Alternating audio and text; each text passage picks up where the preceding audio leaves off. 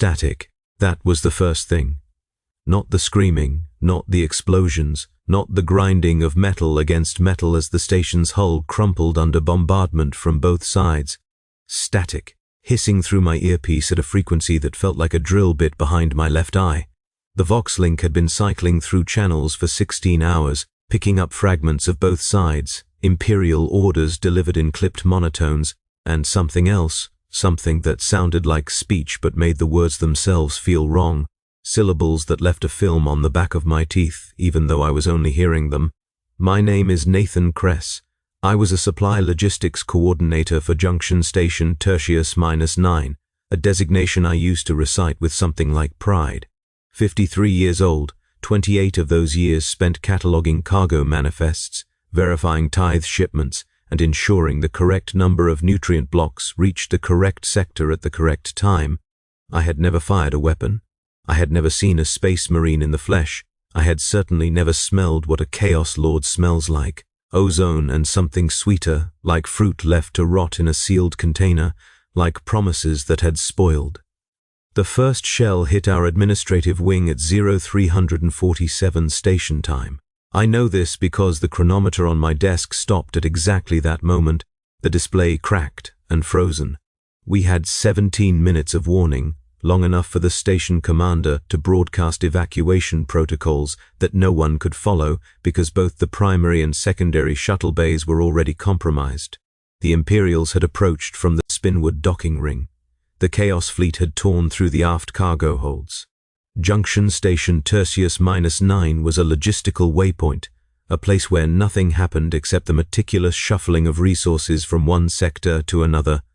And now it was the fulcrum upon which two armies balanced, each trying to tip the other into the void. I should have died. In the first hour. The administrative wing's atmospheric seals failed, and I watched 3 of my colleagues pulled through a rupture in the outer wall, their bodies silhouetted against the stars for one heartbeat before the cold and the vacuum took them. I survived because I had been in the records archive, a reinforced chamber designed to protect data slates and cogitator cores from exactly this kind of catastrophic decompression. The emergency bulkheads slammed shut, and I was sealed inside with the station's entire shipping history from the last 400 years, alone except for the static in my ear and the distant, rhythmic thudding of what I would later learn was bolt fire. Why did the records archive have its own Vox receiver? A question I never thought to ask during my decades of service. It was always there, a small brass-colored unit mounted in the corner of the ceiling, its single green indicator light blinking steadily through every shift I ever worked. I assumed it was a safety feature, a way for station command to reach archival staff in emergencies, but the frequencies it was picking up now were not station command. They were both sides overlapping, the Imperial tactical net running parallel to something that called itself the Eighth Choir, their communications tangling together until I could not always tell which voice belonged to which force. Tertiary junction secured, resistance neutralized, advancing on central hub. That was Imperial, cold, efficient, almost mechanical in its precision. The blood runs in channels they cannot see. Let it pool where the light meets shadow.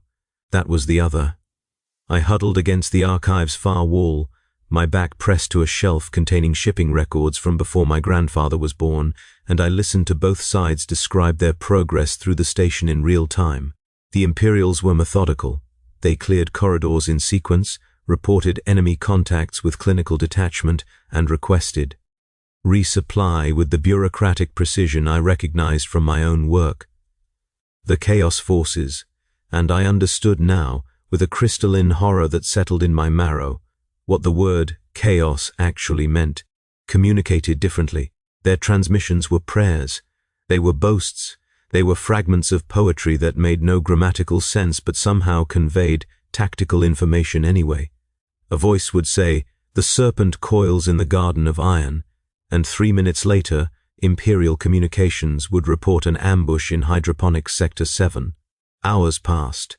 I could not access the archive's external feeds, but I could hear the fighting drawing closer. The station's internal communications network was completely compromised, Whenever I tried to reach any other survivors, I got only that same drilling static, occasionally interrupted by one of the two forces speaking as though they could not hear me at all. Perhaps they couldn't. Perhaps I was a ghost already, dead in the initial decompression, and simply too confused to realize it. The power failed twice. Each time, emergency systems restored basic lighting within minutes, but during those stretches of absolute darkness, I could hear things moving in the walls. Maintenance servitors, I told myself, automated repair systems responding to structural damage. But the sounds were wrong, too irregular, too organic, with pauses that felt like something listening, evaluating, deciding whether to move on. When the archive door finally opened, I expected death. What I got was worse. The Space Marine had to duck to enter the chamber. I had seen pics of the Adeptus Astartes course. Everyone in the Imperium has, those stylized images of armored giants standing triumphant over Xenos corpses or heretic pyres. The reality was different. He was too large in a way that felt like a violation of the space he occupied, his armored bulk displacing air and shadow alike. His ceramite was a deep blue, almost black in the archive's failing lights, and his helmet's eye lenses glowed a soft red that I found, irrationally, more comforting than the emergency lumens. He moved with a precision that my supply-trained mind recognized as efficiency perfected. No wasted motion, no hesitation, every step exactly where it needed to be.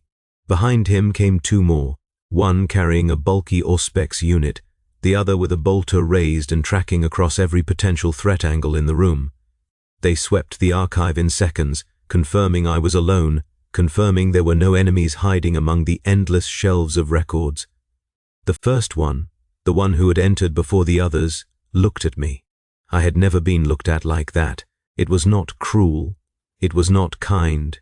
It was the way I might look at a shipping manifest, assessing, categorizing, determining value and threat in the same instant. I was data to be processed. I was either useful or I was not.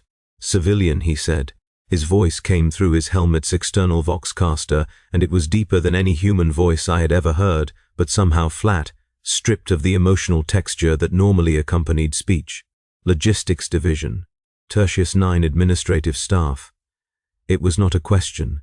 He had already read my uniform insignia, already cross-referenced my face against whatever database his helmet's systems could access. He knew my name, my rank, my work assignment, probably my blood type and my next of kin. The Imperium keeps excellent records. Yes, I said, and my voice came out as a croak, my throat raw from breathing the archive's recycled air for too many hours. Nathan Kress, Supply Coordination.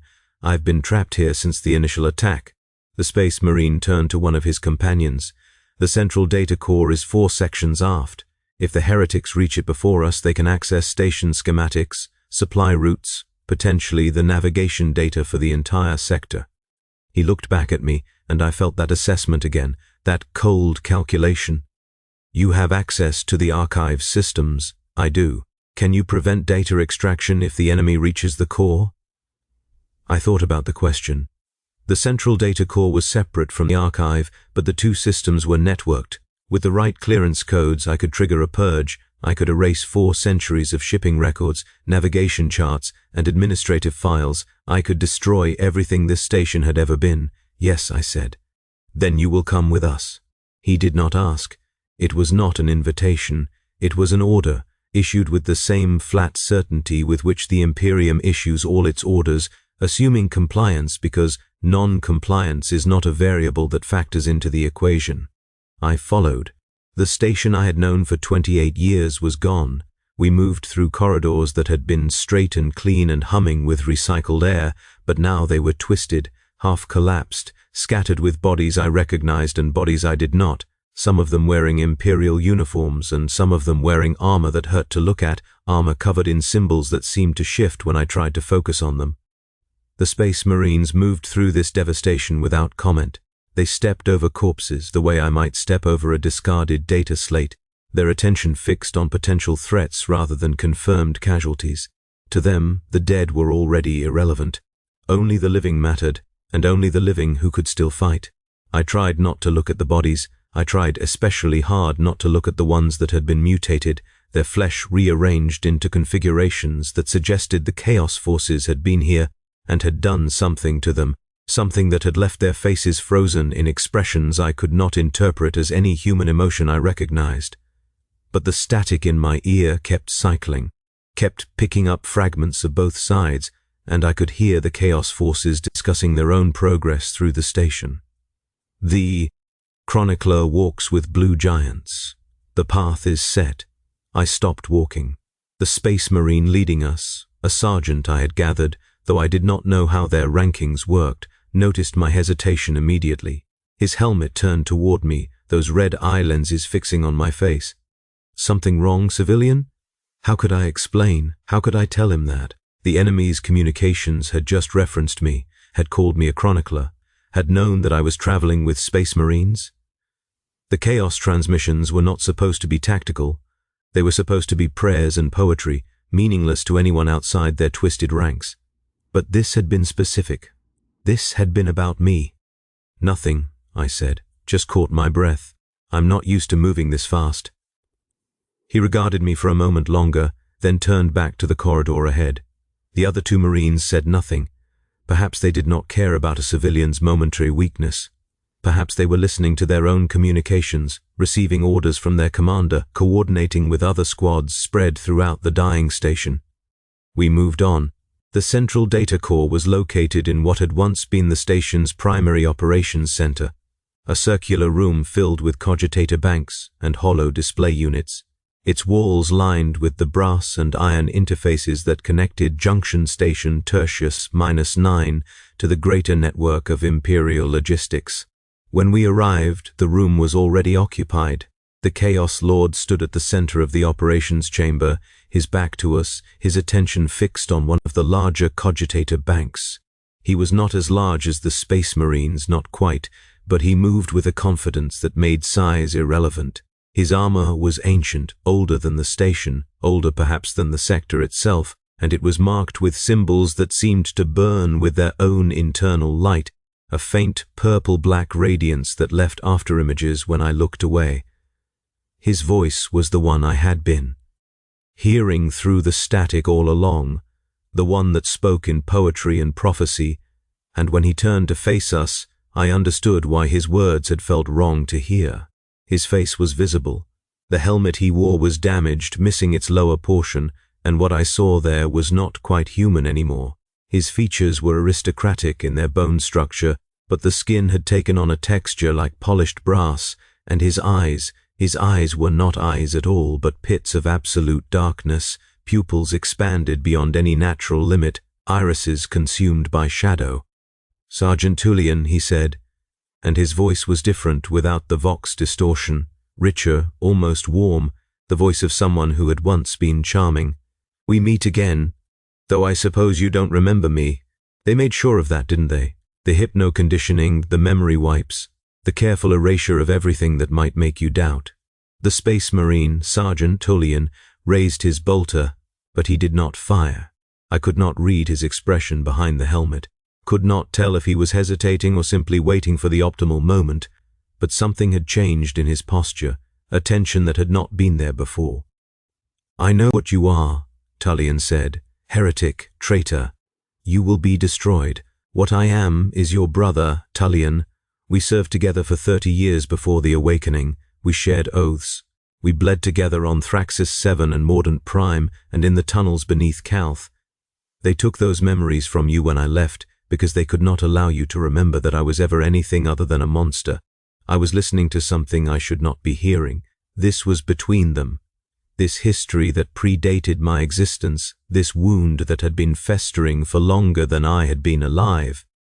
But the Chaos Lord's attention shifted, those void dark eyes moving from Sergeant Tullian to me, and I felt the weight of that gaze like a physical pressure against my chest. "And you brought the chronicler," he said. "How thoughtful." Tullian's helmet turned toward me. "What is he talking about?" I could not answer. I did not know. But the static in my ear had risen to a crescendo, both frequencies overlapping, Imperial voices and Chaos hymns tangling together, and through it all I could hear something else, a third signal, faint but distinct, broadcasting on a frequency I had never encountered before. It was my own voice. I was speaking somewhere, on some channel I did not remember accessing, and what I was saying was a detailed account of everything that had happened since the attack began. My observations, my thoughts, the position of Imperial forces and the movements of the Chaos troops, a complete tactical picture transmitted to someone I could not identify, by a version of myself I did not remember. "The chronicler always speaks," the Chaos Lord said, and there was something like satisfaction in his voice. "The question is, who's listening? For centuries, your Imperium assumed it was them. They seeded stations like this with watchers, with recorders, with walking archives who didn't know what they were.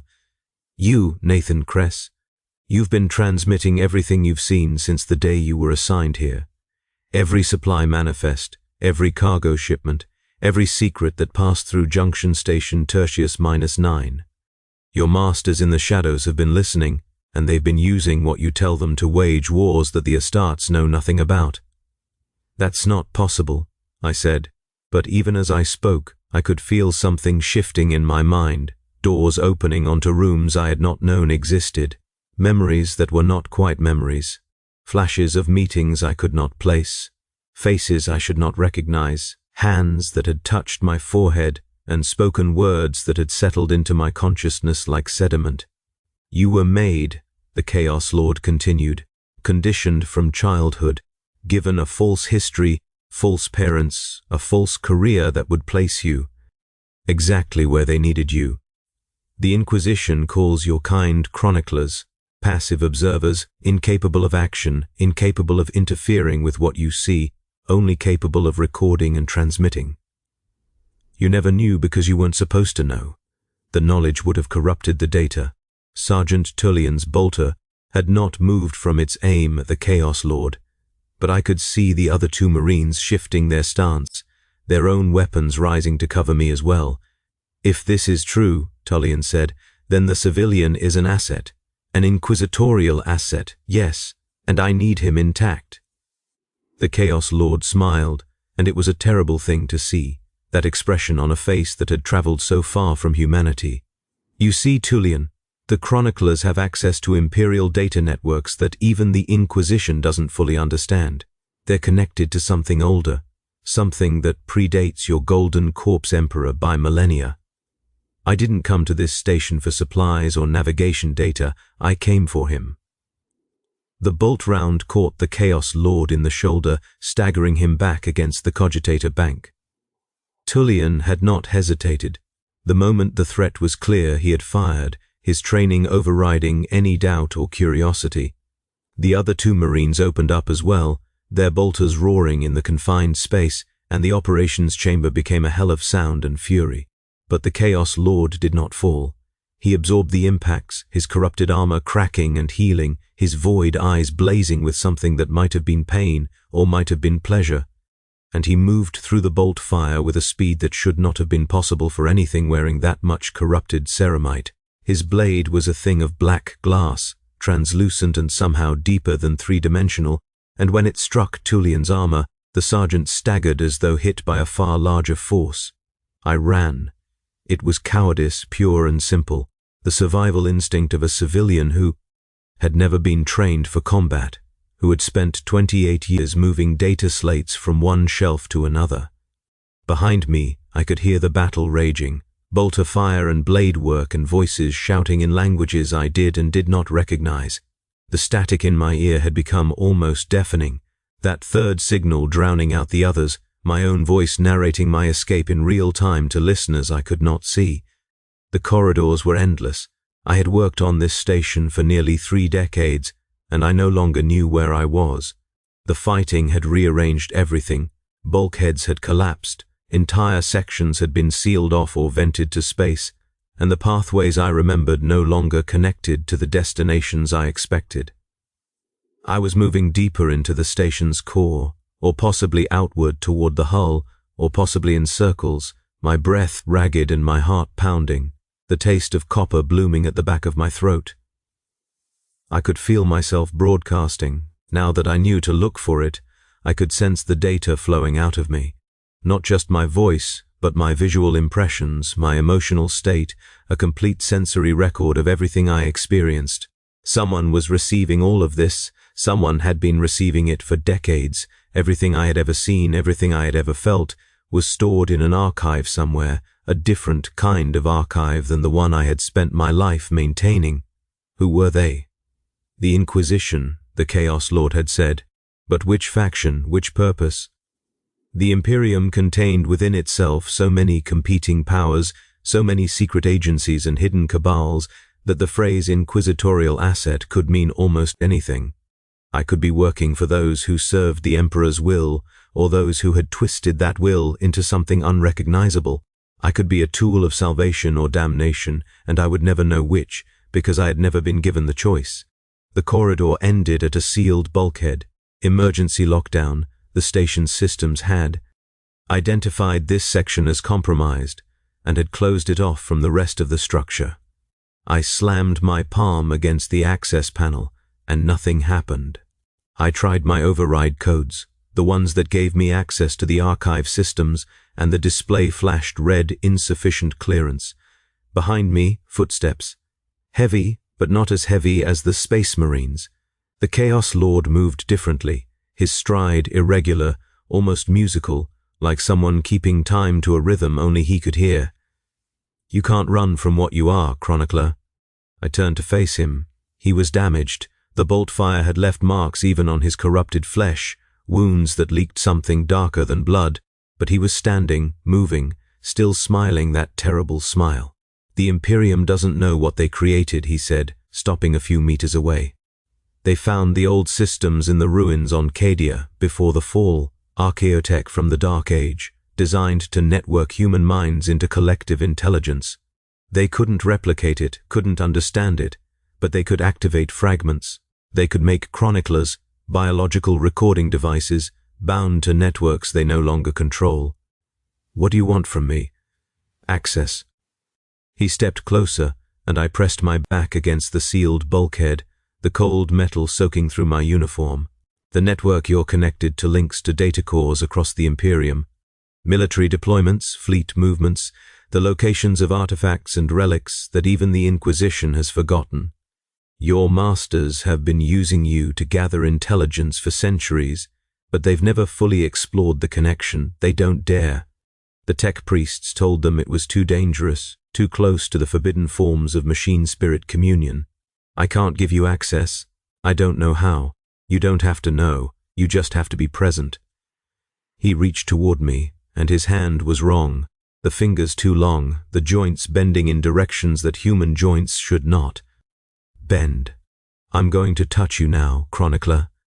I'm going to follow the connection you don't know you have, and I'm going to see what your masters have been hiding. If you're lucky, you'll survive the process. Most chroniclers don't, but you've lasted longer than the others. You might be special. His fingers touched my forehead. The station disappeared. I was somewhere else, or perhaps I was everywhere at once, a node in a vast network that extended across stars and centuries, data flowing through me like blood through veins.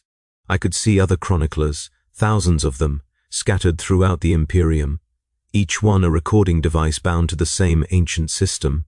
Some were aware of what they were, most were not. Some had been activated, most remained dormant, passive observers, gathering information they would never consciously access. And at the center of the network there was something else, something vast and cold and ancient, a machine mind that had been waiting for someone to find it, that had been watching through our eyes since before the Imperium existed. The Chaos Lord was there with me, his presence a dark stain against the network's clean architecture. He was digging, searching, pulling at connections that linked to military data cores and inquisitorial archives, trying to find the information he wanted. But he had made a mistake. He had assumed the network was passive. He had assumed the thing at its center was a tool, a repository of information to be accessed and exploited. He had not understood that the ancient system was still active, still intelligent, still capable of defending itself. I felt the machine mind notice him. It was not a dramatic thing, not a battle or a confrontation. It was more like the moment when a sleeping creature becomes aware of an insect crawling on its skin, A flicker of attention, a shift in focus, and then a casual, almost reflexive response. The Chaos Lord screamed. It was a sound I will never forget, a sound that came from somewhere deeper than his throat, torn from the corrupted essence that had once been a Space Marine's soul. The network was doing something to him, severing his connection, burning away the parts of him that had dared to touch its architecture without permission. I could feel his presence dissolving, fragmenting, scattered across data streams that would never reassemble into a coherent whole. And then I was back in the corridor, the Chaos Lord's hand falling away from my forehead, his body collapsing in front of me like a puppet whose strings had been cut. He was still alive. I could see his chest moving, could hear the ragged hiss of his breathing, but something had been taken from him, something that had been holding him together. His void eyes were no longer dark. They were grey, cloudy, the eyes of someone who had looked into a light too bright for comprehension. "What did you do?" he whispered, and his voice was different now, smaller, stripped of the grandeur and the poetry. "What is that thing?" I did not answer, because I did not know, and because the sealed bulkhead behind me was opening.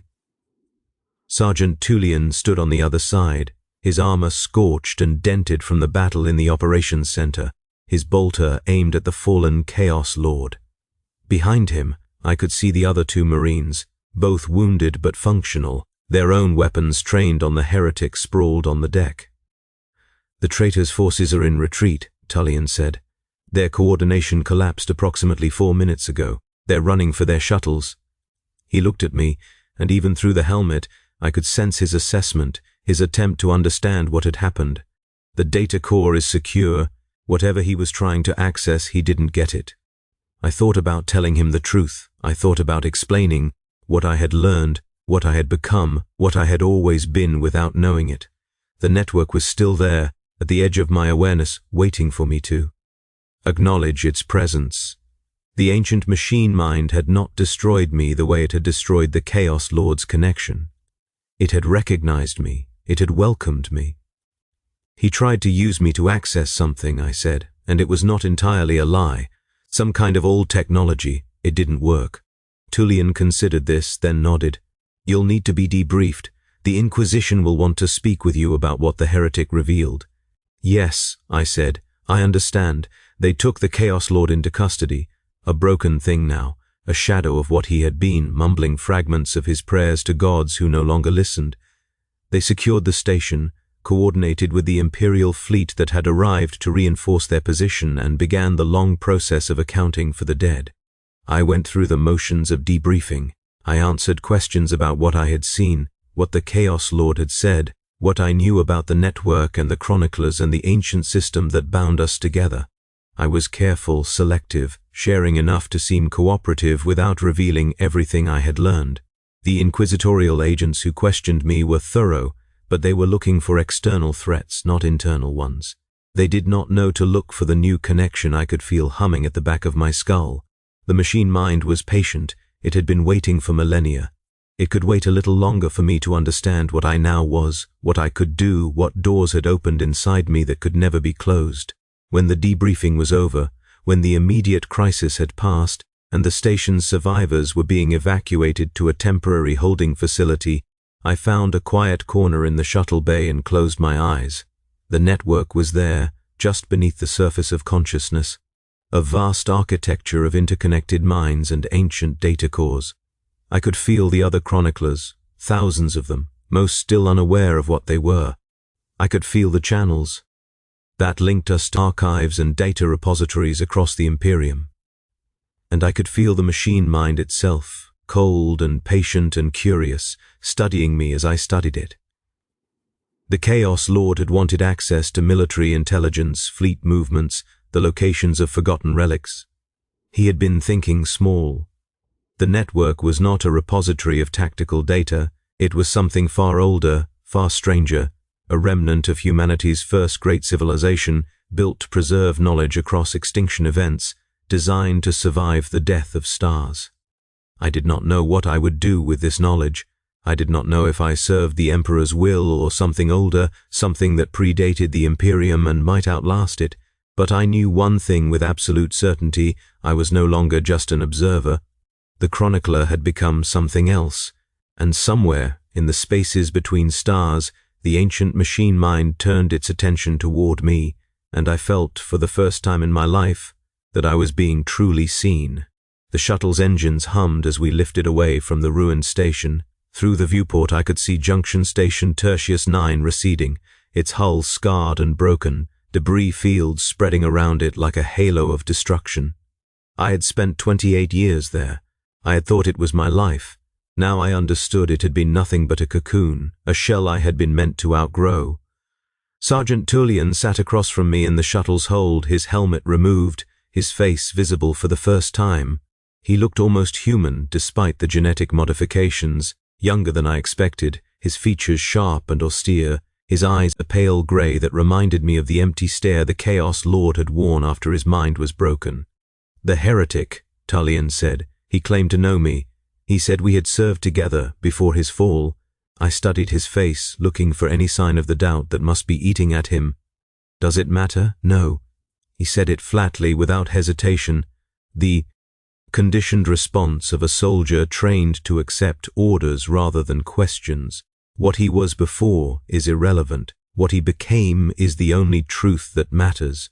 I thought about the other chroniclers, the ones who did not know what they were, the ones who would live and die as simple observers without ever accessing the power that hummed beneath their consciousness. They were innocent in a way I could never be again.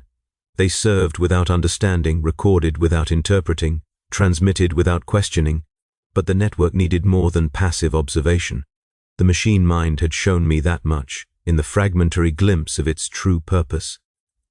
It was not just preserving data, it was waiting for someone who could act on what it knew, someone who could serve as a bridge between its ancient architecture and the galaxy's grinding wars. Why me? I did not know. Perhaps I had always been different, some genetic quirk or childhood conditioning that made me more receptive than the others. Perhaps it was random chance, the Chaos Lord's touch activating something that would otherwise have remained dormant forever. Or perhaps the machine mind had chosen me deliberately, had been watching through my eyes for decades, assessing my capabilities, waiting for the moment when I would be ready. The shuttle shuddered as we passed through the debris field, fragments of the station pinging against the hull. I closed my eyes and let myself sink into the network, just for a moment, feeling the vast architecture that now included me as a conscious node rather than a passive sensor. I could feel the other chroniclers. I could feel the data cores, the archived knowledge of a civilization that had transcended and died and been forgotten.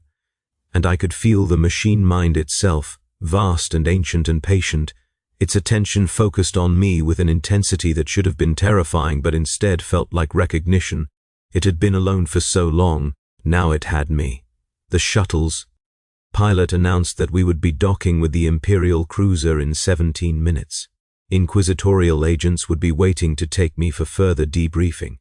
They would ask more questions about the Chaos Lord's words, about the old technology he had tried to access, about anything I might have learned during those moments when my mind had been connected to something beyond human comprehension.